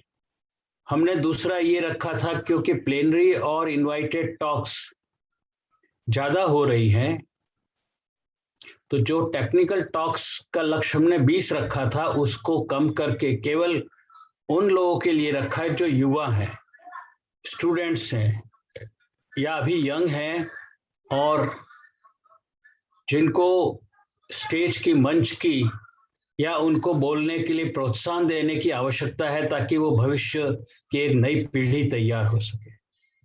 तो उनकी टॉक्स हमने 5-6 टॉक्स हमने उनकी रखी हैं जो सभी तरह के हैं। इसके पश्चात हमने सोचा था कि हम साधु संत, बड़े आचार्य वगैरह जो हैं उनकी 3-4 टॉक रखेंगे। तो वहां पर भी हमारा जो लक्ष्य था करीब 4-5 टॉक्स का, तो वो भी पूरा हमने कर लिया है। और अभी तक मेरे पास में जो है विस्मिता श्री माता जी का जो है वहाँ से बहुत अच्छा एब्स्ट्रैक्ट आया है। सुदृढ़मती माता जी का भी बहुत बहुत अच्छा एब्स्ट्रैक्ट आया है। और अनुभव सागर जी अभी भेजने ही वाले हैं, शायद कल परसों तक उनका भी आ जाएगा ऐसा लगता है। ध्यान सागर जी ने भी अपना भेजा है। तो इस तरह से लगभग हमारे पास में, लेकिन सबसे अच्छी बात ये कि महेंद्र मुनि जी ने जो है, आचार्य कहना चाहिए, हालांकि वो आचार्य उनके 13 पंथ में नहीं है, लेकिन हमारे किसी भी आचार्य से वो कम नहीं है।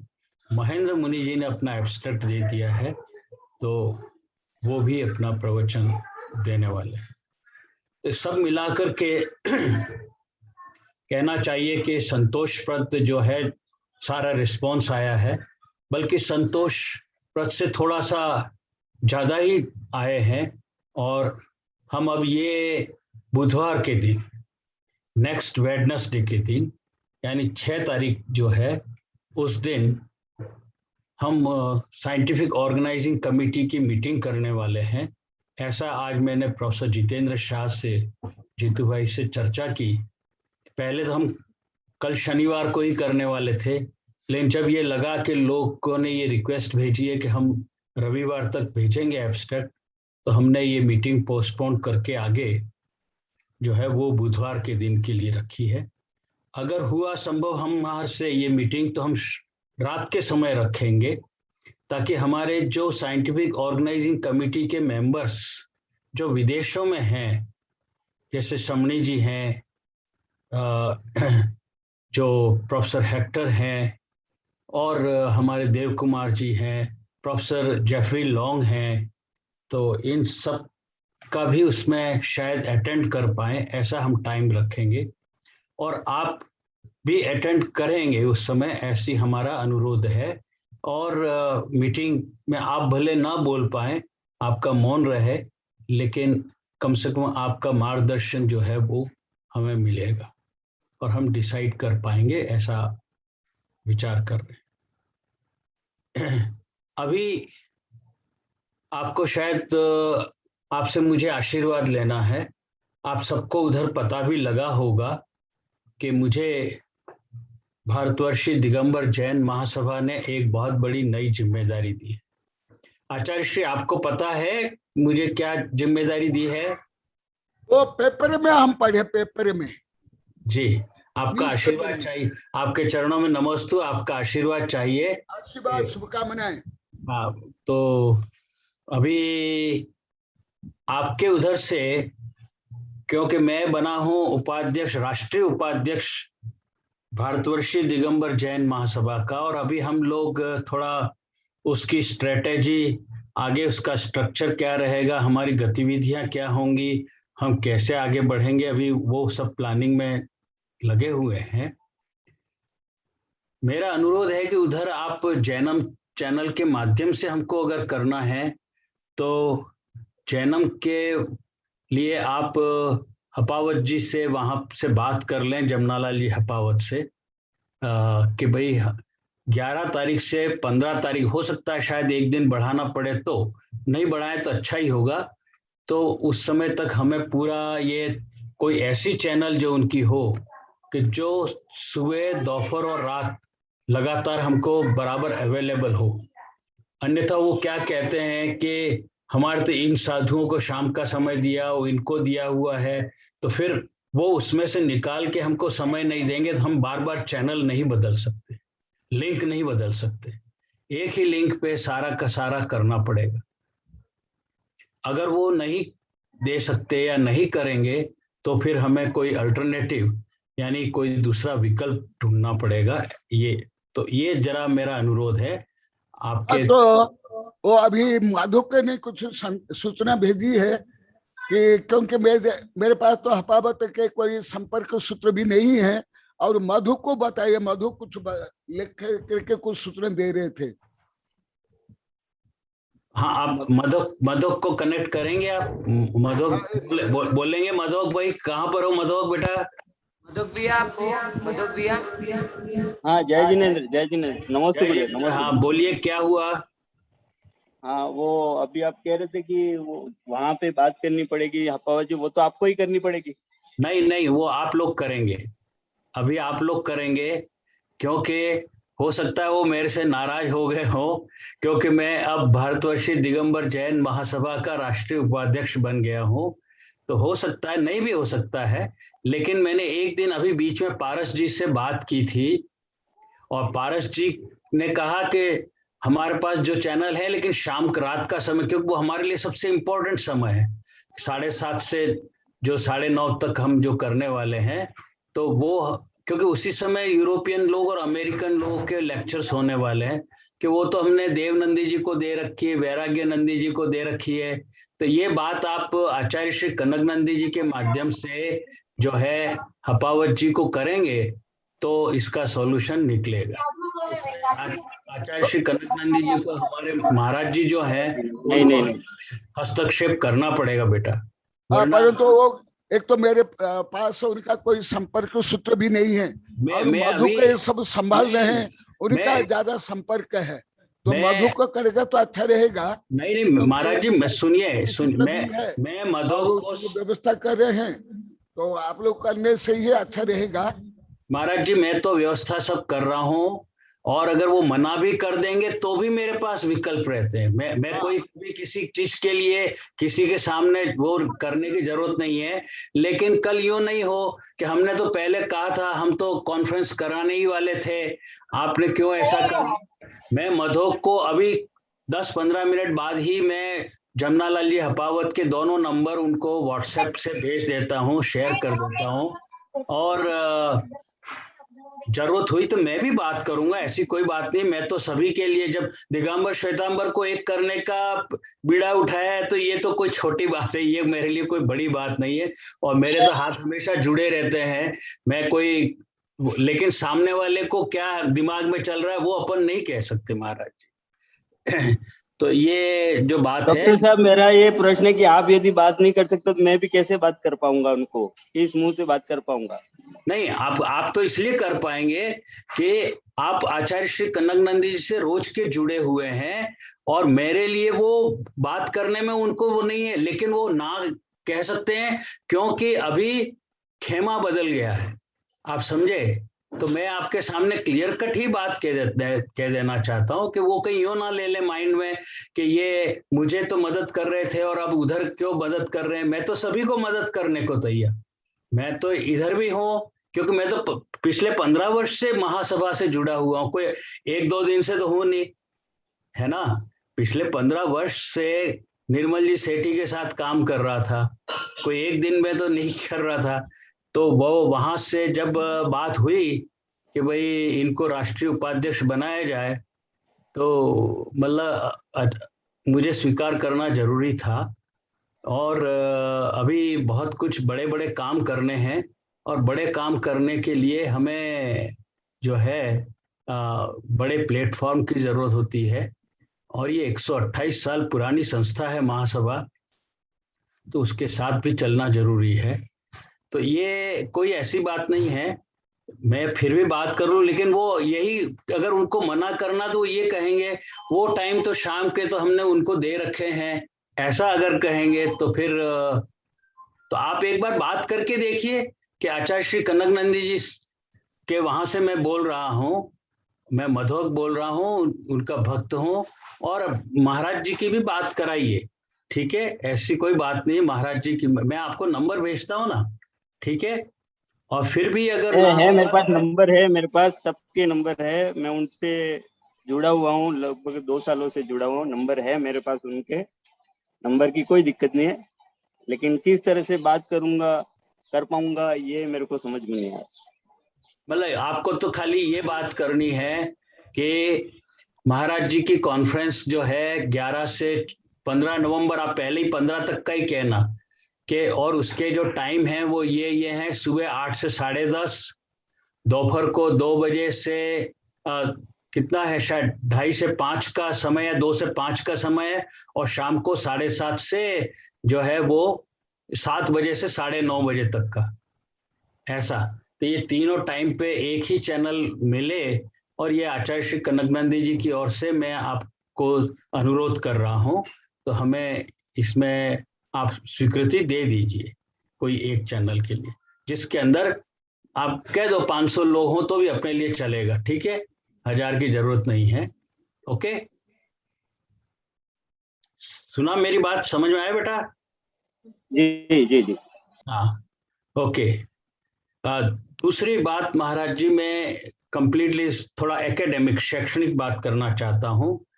अपने जब विश्व द्रव्य विज्ञान की चर्चा चल रही थी, जब आप प्रवचन दे रहे थे, तो मुझे अच्छी तरह से याद है कि आपने अलग अलग जीवों के, अलग अलग आत्माओं को कहो या जीव की बात कहो, तो उसमें अलग अलग इंद्रियों की बात कही थी।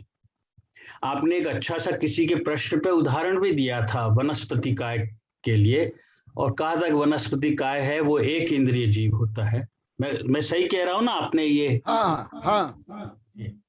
और उसको इसलिए कहा था, जवाब दिया था कि वनस्पति काय एक इंद्रिय जीव इसलिए कि उसमें टच यानी छूने की जो इंद्रिय है उसका उसमें जीव होता है। जहां तक मुझे याद है, मेरा ऐसा ही मुझे याद है आपने ये कहा था। अभी मैं आपके लिए 2 चीजें कहना चाहता हूं, तो और उससे आपसे जवाब भी चाहिए। कल मेरा प्रवचन भी है अहिंसा दिवस के ऊपर, और हमारी फेडरेशन ऑफ हुम्मड़ जैन समाज, हम लोग जो डूंगरपुर, बांसवाड़ा, उस साइड प्रतापगढ़, ये सब जो लोग हैं महाराज जी, आप जानते हैं हम सब उदयपुर वाले, आपको तो अच्छी तरह से पता है हम हुम्मड़ लोग हैं, और हमारी राष्ट्रीय स्तर की जो है वो संस्था है, और मैं उसका लाइफ मेंबर भी हूँ, और शायद मैं भी गुजरात का या इसमें कोई स्थान भी फिर से वो लोग भी देंगे। मेरी इच्छा नहीं है कि इतने सारे जगह काम कर सकूं, क्योंकि 40-50 संस्थाओं का काम करना आसान नहीं होता, परंतु कल उस फेडरेशन की ओर से कल अहिंसा दिवस पर प्रवचन है।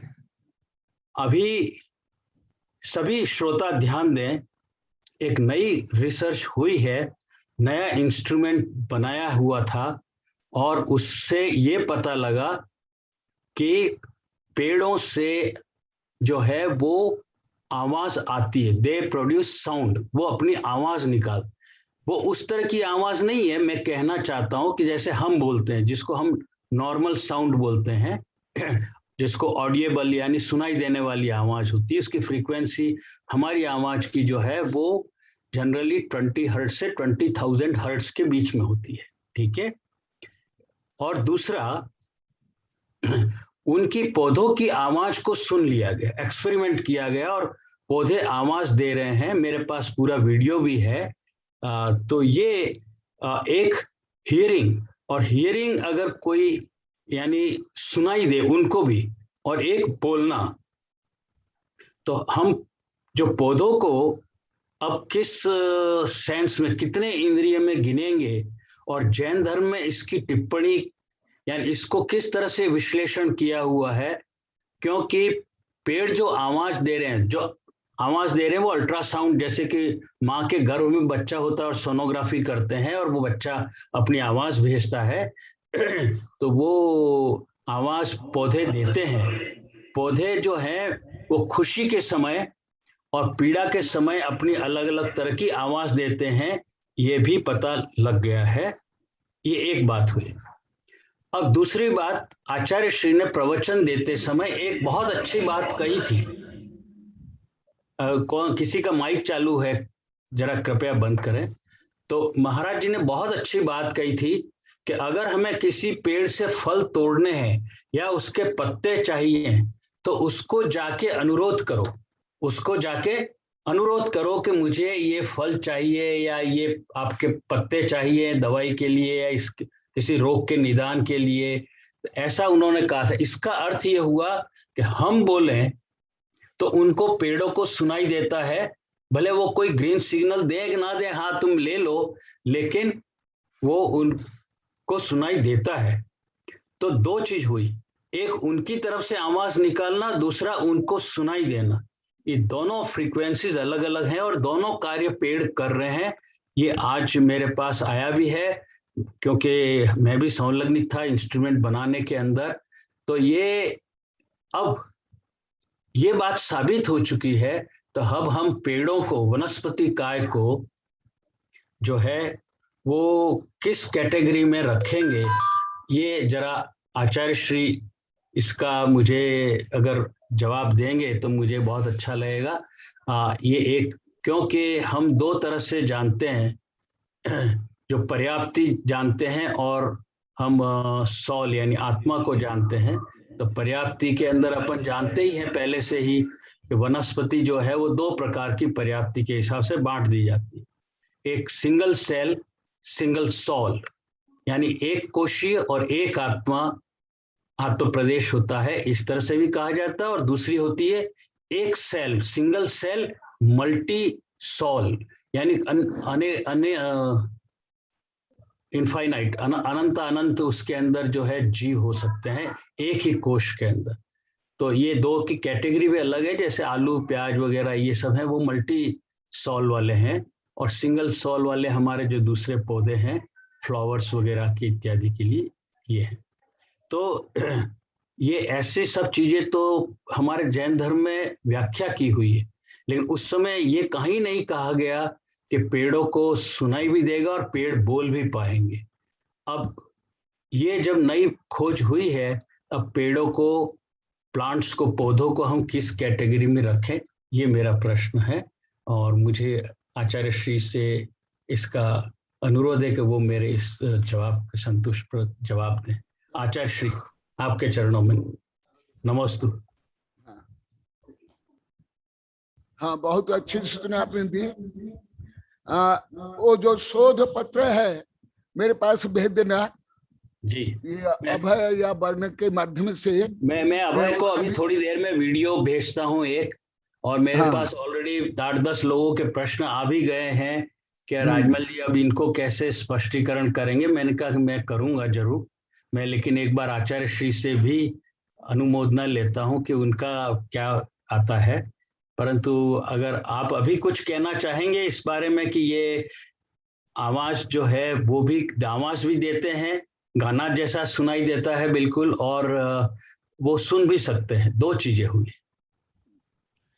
इसका जो विस्तार से उत्तर इसमें है, सूक्ष्म जीव विज्ञान से शुद्ध जीव विज्ञान, ये 880 पेज में है। इसमें इसका दिगंबर और सितंबर ग्रंथ के आधार पर और कुछ आधुनिक विज्ञान के अनुसार भी इसमें वर्णन है। जो आप अभी बताए ये भी मैं कुछ न्यूज़पेपर, ये इसमें वैज्ञानिक चैनल में और कुछ वैज्ञानिक लेख में भी पहले भी पढ़ा था, और कुछ किताब में भी मैंने उद्धृत किया हूँ।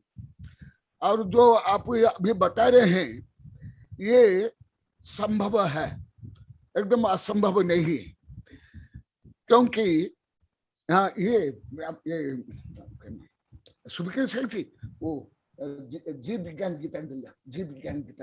महाराज जी, मेरा अनुरोध ये है कि ये तो ऑलरेडी अब जो है डिस्कवरी हो और इसको पर वैज्ञानिक गोदावरी साहब और मेरी कुछ चर्चा हुई थी 2010 में ना, कब 2016 में।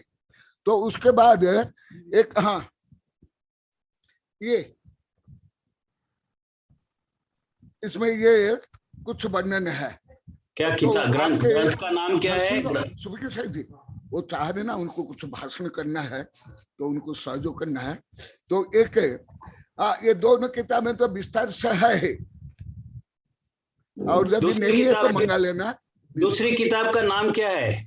एक का नाम है सूक्ष्म जीव विज्ञान शुद्ध जीव विज्ञान, 880 पेज है, और जीव विज्ञान गीतांजलि है, ये दो है कि हाँ, ये बोले हाँ वेबसाइट में भी है। और आपके ये देखो, हाँ इधर आ जाओ, इधर आ जाओ, इधर आ जाओ। 153 एक कविता सुना दो, फिर इस समय मिलेगा तो उनको बता दूंगा। हाँ ये राजमल जी, आपने जो ये वैज्ञानिक को शोध बता रहे हैं बहुत अच्छा है, क्योंकि इसके माध्यम से हम जैन धर्म के जो सूक्ष्म सिद्धांत को और गुणस्थानों लेस्या आदि को अच्छी तरह से वैज्ञानिक दृष्टिकोण से भी एनालाइज कर सकते हैं। जैसे मैं अभी आप जब उपस्थित है, उसके पहले मैं परग्रही के माध्यम से जो जैन धर्म में जो कुछ वर्णन है वही आदिनाथ भगवान के माध्यम से बताया था। तो ये बहुत शुभ सूचना हम लोग के लिए और जैनों के लिए, और विशेष करके मुझे, मेरे लिए, मेरे सब वैज्ञानिक शिष्यों के लिए। तो हाँ निकल के बोल दो। हाँ ले आप महाराज जी, मेरा अनुरोध है, वर्ण जो है उसको कहिए खाली ये जो एक किताब का 800 नंबर का जो भी पेज है उसका फोटो खींच करके और मुझे भेज दे। और ये सब बहुत विस्तार से अलग अलग प्रकरण में लिखा हुआ है। और इस किताब अभी जो बता रहा हूँ, ये सुना रहे हैं, इसमें कुछ संक्षेप में वर्णन है, ये आप सुन लो। हाँ आ जाओ, कितने सारे 113 नंबर पेज हो गया, देख लो कहाँ है जल्दी। एक वृक्ष को पहले सूची पर तो देख लो। एक वृक्ष में देखा 153। हाँ निकाल दो, हाँ डाल, हाँ डाल लो, ये ले लो, नहीं तो हाँ यहाँ से ले।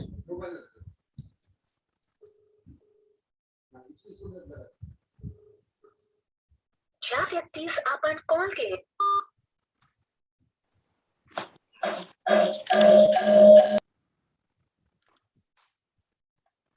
आचार्य भगवंत ने डॉक्टर श्यामलाल गोदावत जो कि कृषि वैज्ञानिक है, उनके कारण यह कविता बनाई थी। सीपुर में दिनांक 11/3/2017 को रात्रि 10:24 पर। इसका शीर्षक है एक वृक्ष में देखा, वृक्ष के विश्व रूप। इसके बहुत शोधपूर्ण कविता है। एक वृक्ष को देखा तो ऐसा देखा, एक संसारी जीव, एक इंद्रिय जीव देखा, स्थावर काय एक पर्याप्त जीव, एक असंगी जीव, एक तिर्यंच जीव। एक वृक्ष को देखा तो ऐसा देखा, एक मिथ्यात्वी जीव काय, योग सहित नपुंसक वेद सहित सभी, अशाय युक्त मति श्रुत रूपी दो को, ज्ञान से सहित संयम व सम्यक व से रहित। एक वृक्ष को देखा तो ऐसा देखा, अशुभ त्रैलेशाओं से सहित भव्य अभव्य गुणों से सहित, उपयोग सहित आहारक संयुक्त अर्थ व रौद्र ध्यान से सहित। एक वृक्ष को देखा तो ऐसा देखा, एकेंद्रिय जाति व कुल कोटि सहित, कर्माश्रव कर्म बंध से युक्त आहार भय मैथुन परिग्रह सहित, स्पर्शन इंद्रिय चक्षु दर्शन युक्त। एक वृक्ष को देखा तो ऐसा देखा, सुख दुख समन्वित अष्ट कर्म युक्त आश्रव बंध संपूर्ण युक्त जन्म जरा रोग व मरण युक्त संसार चक्र में परिभ्रमण युक्त एक वृक्ष को देखा तो ऐसा देखा अनादि से अस्तित्व है रहेगा आगे भव्य हो तो मोक्ष को भी पाएगा आगे अभव्य तो संसार में भ्रमण सदा अकृत्रिम जीव द्रव्य नाश न कदा एक वृक्ष को देखा तो ऐसा देखा मेरा भी जन्म हुआ होगा वृक्ष में अनंत भी बार संभव है वृक्ष में वृक्ष भी जन्म लिया होगा मनो में पशु पक्षी व कीट पतंग में एक वृक्ष को देखा तो ऐसा देखा इस दृष्टि से हर जीव भाई बंधु वैश्विक कुटुंब का मुख्य बिंदु जीना है तो जीने दे ना सभी को पर्यावरण सुरक्षा हेतु सभी को एक वृक्ष को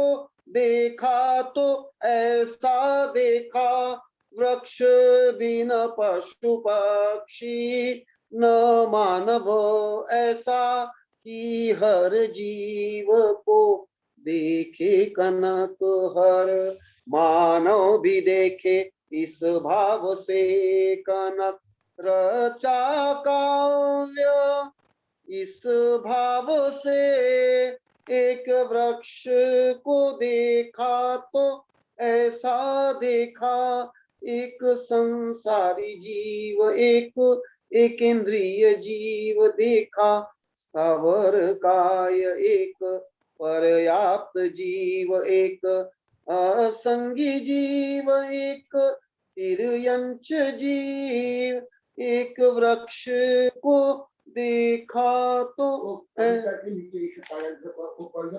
इसके नीचे गुरुदेव ने एक पैराग्राफ में पढ़ रहा हूँ वैसे बहुत लिखा है मानव की तरह पौधे भी सीखते हैं नई आदतें यूनिवर्सिटी ऑफ वेस्टर्न ऑस्ट्रेलिया में किए गए अध्ययन में यह साबित हुआ है कि पौधे सहचारी शिक्षा प्राप्त करने में सक्षम